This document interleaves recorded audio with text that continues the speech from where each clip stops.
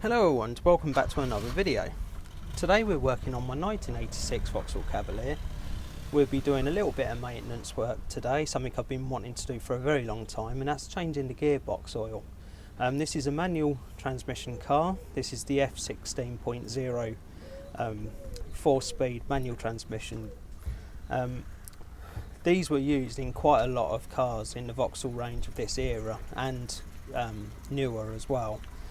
So yeah, we're going to start off by finding our breather, which is at the top here. We're going to undo that first, and also I believe there's two level points on this gearbox. I've got the car up on axle stands, and that's purely and utterly to get underneath it and empty it. So yeah, let's get underneath the car. And as usual, ignore all them trains, they're a pain in the backside. We're going to go on the bottom side now, have a look for the fill tube, I should say the level plugs. There's two plugs, one on each side of the gearbox somewhere, and we only need to undo one of those.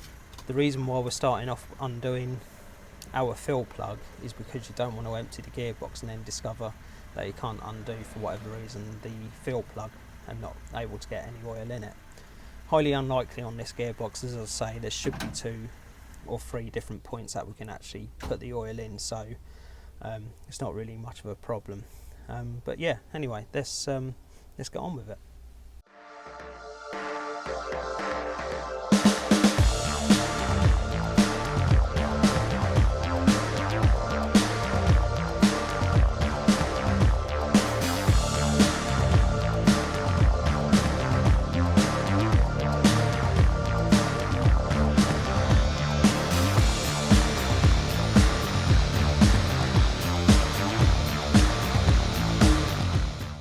Okay, so here's some of the things that you're going to need. SAE 80 gearbox oil. You only need 2 litres for the F16. I think that's the largest capacity out of the lot of them. Drain pan of some description. New gasket gearbox. Plate gasket. There's the part number. I got this one off eBay. Fill funnel. I've got a nice long one here. That's ideal for transmissions. You may need a fuel pipe for yours. I don't think I'm going to need this for mine. I think that might be a bit big anyway for what I'm going to need it for. 13mm spanner. That's for getting undone our fill level plugs. I've found mine. And we'll have a look at that in a moment. 17mm spanner for getting our vent pipe off, and strangely the gasket, the oil pan and is actually an 11mm, so that may catch you out there if you haven't got an 11mm, because it's a little bit of an unusual size there. So they're the things you're going to need. Okay, so first of all, let's get this 17mm vent fill tube undone. I'm hoping it's not going to be too tight, which it isn't, so that's always good. So we'll get that undone. I might get some paper towel actually and just clean off the area, because I don't want any of that gunk falling into our gearbox. Might be a good idea to add these guys to your list of stuff that you'll need, so give that a bit of a spray down.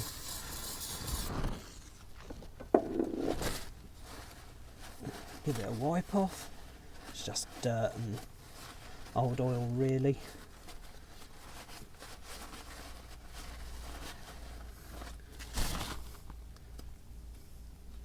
That unscrews nicely. Let's wipe off any debris that may be on there. There's no gasket or seal or anything that we need to worry ourselves about. There is a bit of gunk in that vent, so I'll give that a bit of a clean later on. For now though, I'm just going to temporarily pull it back in. It's quite a decent sized hole there, just so no debris get in there. Next, let's get our level plug out, shall we? Right, so now that I've got some light showing on the subject, you can see here this is our fill, or one of my fill level plugs. I can't find the other one, there's too much stuff in the way, so it won't be any good to us anyway. So again, we'll just give that a bit of a clean up. Totally missed with the brake cleaner.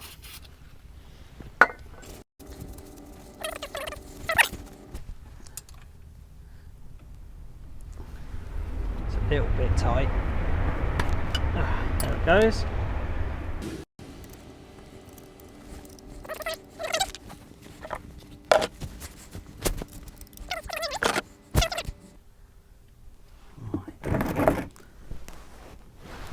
That looks nice and red. Now the car is on axle stands at the minute, ramps rather, so it is going to be showing a falsified level. I just wanted to get this undone while we're under here. This is a magnet. I've accidentally got some of the scuzz off of that already. This is a magnet, just picks up any swarf that's in the gearbox. I believe it's magnetic. Yep, it sticks to the exhaust okay. So we'll give that a clean off. So the reason why I'm doing this oil change really is the gear changes are not exactly smooth on this car, and this has been something that I've been wanting to do for a long time. I've owned this car now for about 7 years, and it was always my intention to do it, but it's one of them, just haven't got around to doing it yet because life typically gets in the way.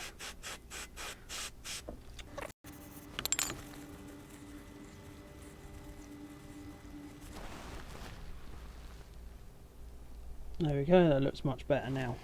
So just temporarily put that back in place.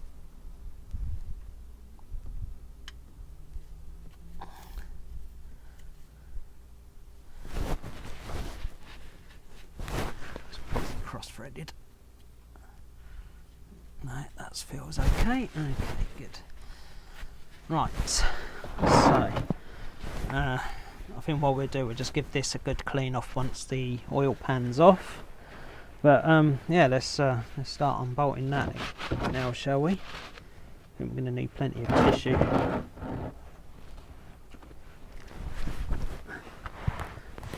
So what I'm going to do, I'm going to leave the front here till last, because obviously that's the lowest point. We will be taking this cover right off and having a look inside the differential here. So yeah, that's our lowest point. So yeah, let's get this cover off.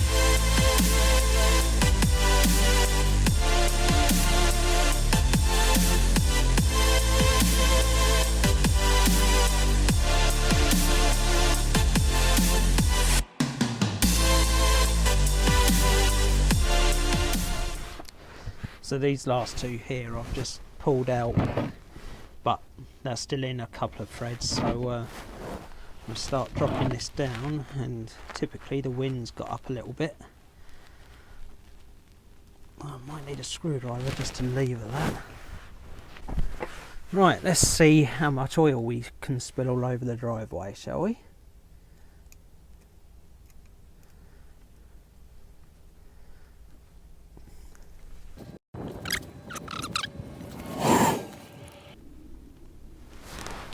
He's on there.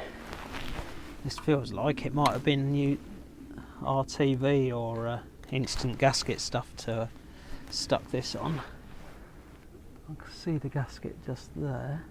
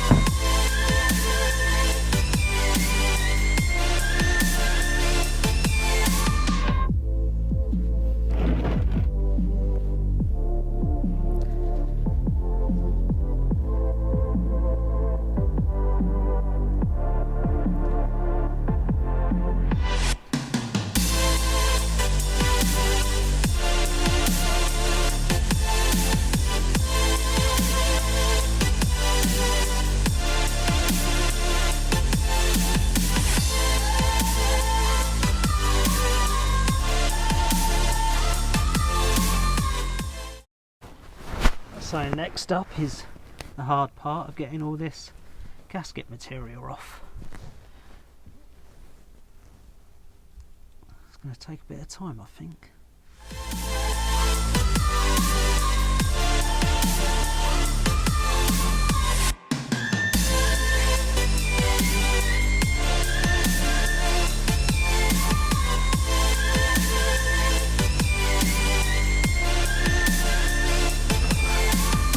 Just got myself an even more of a blunt bladed screwdriver and some wire wool.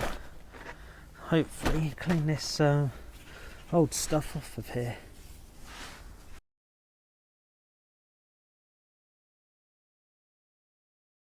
Okay, after a combination of using my semi-blunt screwdriver, Scotch Brite pad, which was the green one, which is 320 grit, and some wire wool, finally got that clean, and mostly clean anyway. There's a couple of little bits that shouldn't matter. There's still a bit of gearbox oil running out there. I have given this a spray with some brake cleaner before I went to lunch. Give that a chance to evaporate off. There's the cover plate. It's got quite a bit of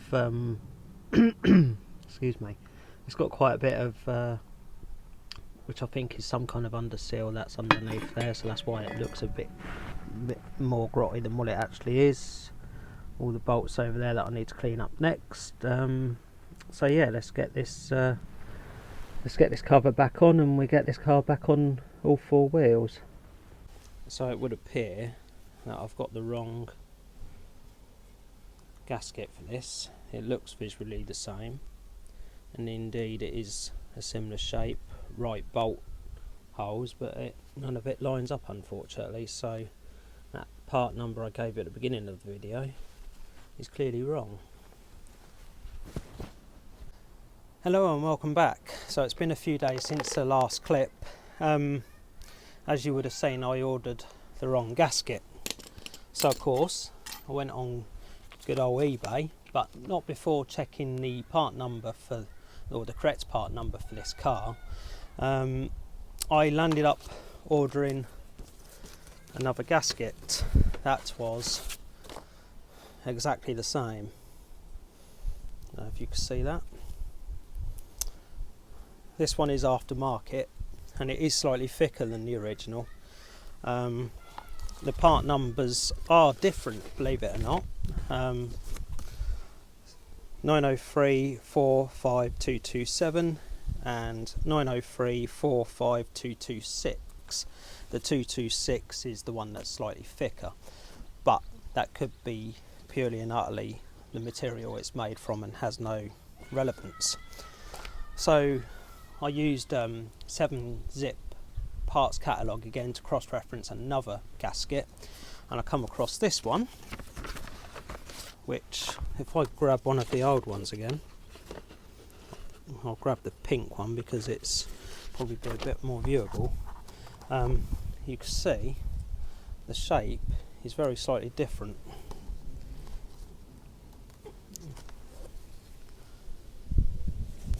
So the part number for this car is 903 44777.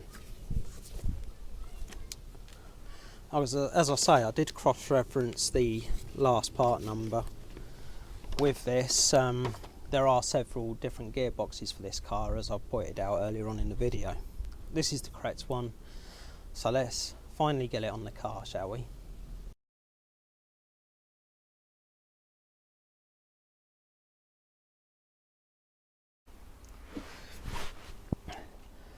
So there we are. As you would have seen in the last video, or in the last clip, this is all cleaned up as best as I could get it. No point in going absolutely mad with it.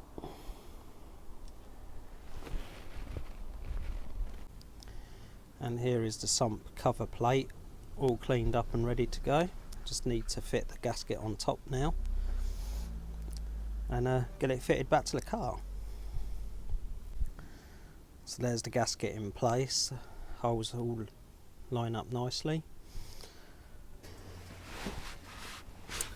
Okay, just a final wipe over before installing this. All looks good, feels fairly flat, and most of the surface area is covered, is clean I should say.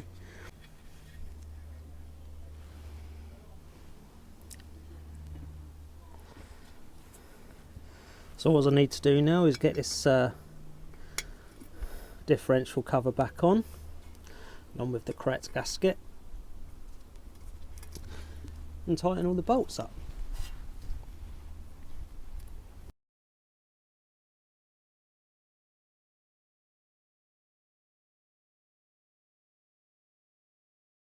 This next part is purely optional. I'm deciding to use a torque wrench.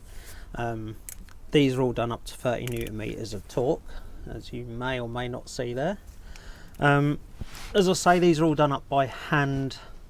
So we'll start. There isn't actually a torque tightening sequence for this, so I'm just going to go opposites in a crisscross pattern. How many of there are there? 1, 2, 3, 4, 5, 6, 7, 8, 9, 10. There's 10 altogether. So we'll start on this corner one, I think. Give that a few turns. I'm not actually up to torque yet.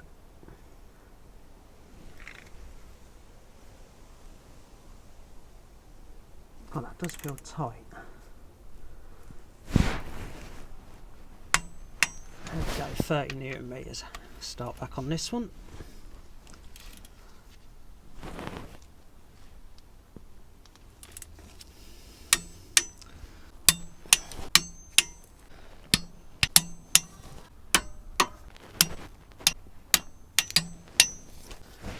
I believe that's all of them. So I'm just going to go around in a clockwise fashion to make sure I have got all of them, because it's easy to lose track sometimes. I know going round them the second time around isn't ideal with a torque wrench, but I'd rather be safe than sorry. Right, now it's time to fill it up, and before I forget, I'll take out this drain plug again.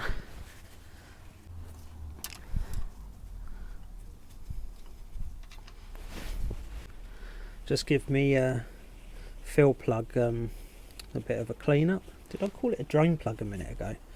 I mean fill level plug. To do this, we'll get the car back on the ground,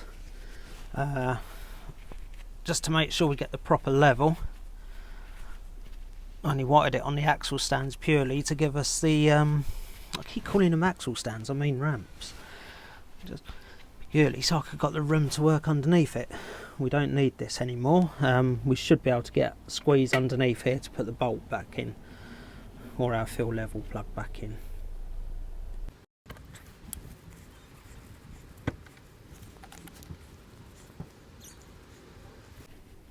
Fun fact, the magnet comes out.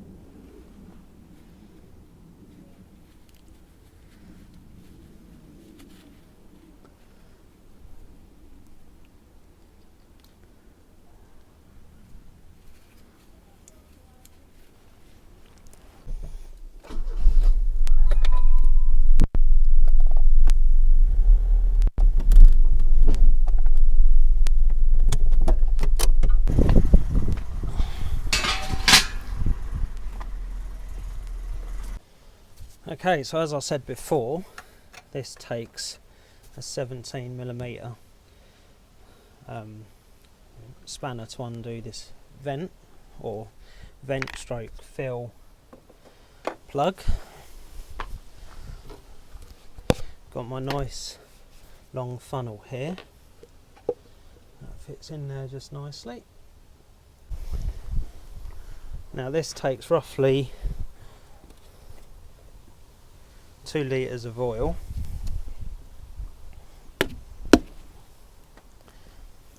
and as I said at the start of the video, it's SAE 80 gear oil. As I say, it's about 2 litres. This one's more of a golden colour than a red, like what come out of the gearbox before. If you guys can just give us a shout when this is full up, that'd be great.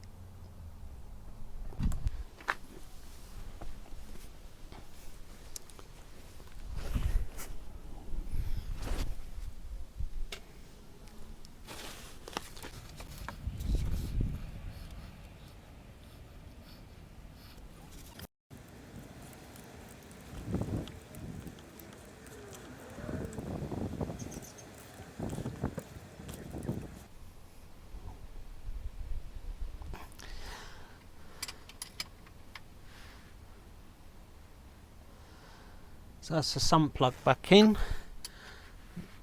I've done it up fairly tight, but not totally tight. It was never tight really to begin with.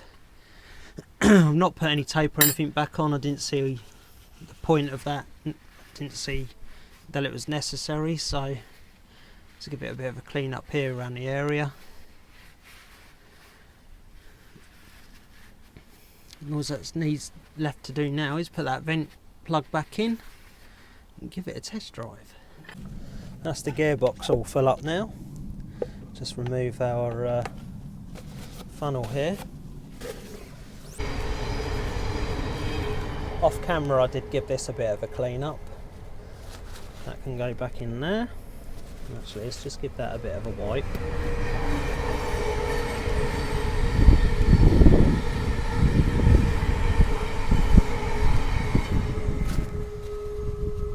One thing I will say about this new oil, it's incredibly thick, like treacle, unlike the stuff I got out of it. I think someone's put an incorrect grade of automatic transmission fluid in here, and that's why it was so, it seemed a bit more, less viscous, let's say. It could be that it's just growing old. But yeah, anyway, that's all back together now. Let's give this a test drive, shall we? Okay.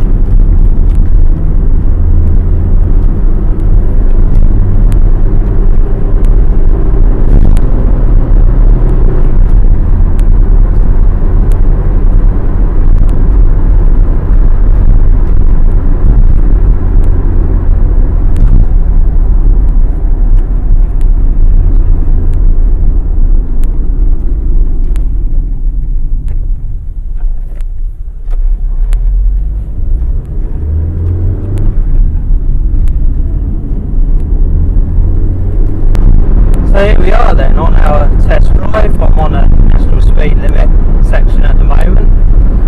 Already, first impressions, the gear changes already seem really good, which I'm quite surprised about really, because I honestly thought that it would take a little while for the new oil to get moved around the gearbox as the car is moving. But I did notice that when I moved the car about waiting for the new gasket to arrive, that it was already, the gear changes were different. Now the pink AF, well I assume it's AF20, I could be totally wrong, gearbox oil that come out, it was red. It was obviously automatic transmission fluid, I think. Commonly ATF is commonly like red in colour or pink. So I'm just going to take it up some like twisty roads here. I can already tell that the gear changes are much better. For this, as I was saying, traditionally gearbox automatic transmission fluid typically is pink or red in colour. That doesn't mean to say it was the wrong type. There is plenty of manual gearboxes changes that take automatic transmission fluid. This is obviously the 80 weight stuff, whatever it was. I can't remember what it's called now because I'm hopeless. But yeah, as I say, already the gear changes feel much nicer than what they did before.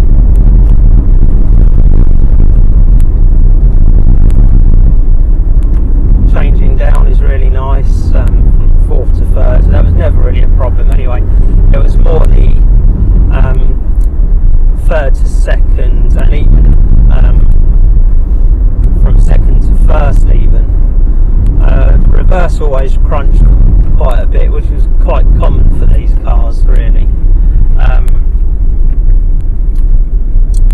However, that was that is more probably to do with the clutch than actually the gearbox oil itself. In actual fact, the manual does suggest that before selecting reverse is to let the gearbox settle for like a second or two before actually selecting it, which is something I always do now, but sometimes when you go and select reverse it will crunch, and then another time it wouldn't. But as I say, I really do think that's more of a clutch cable and adjustment rather than anything to do with the actual clutch itself.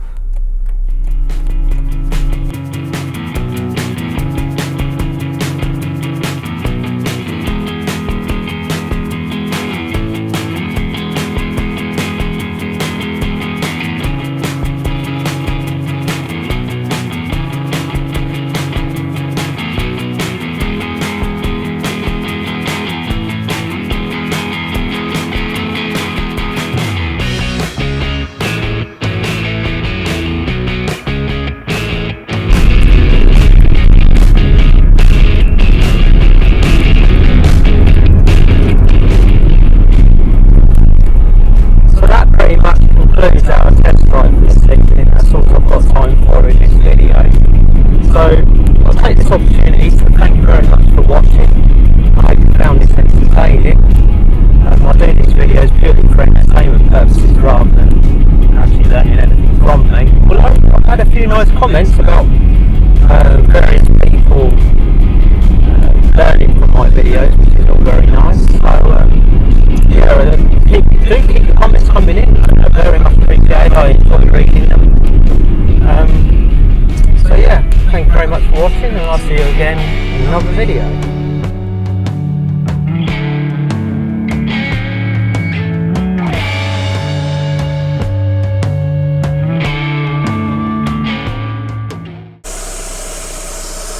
Final leak check here, if you can hear me over the engine.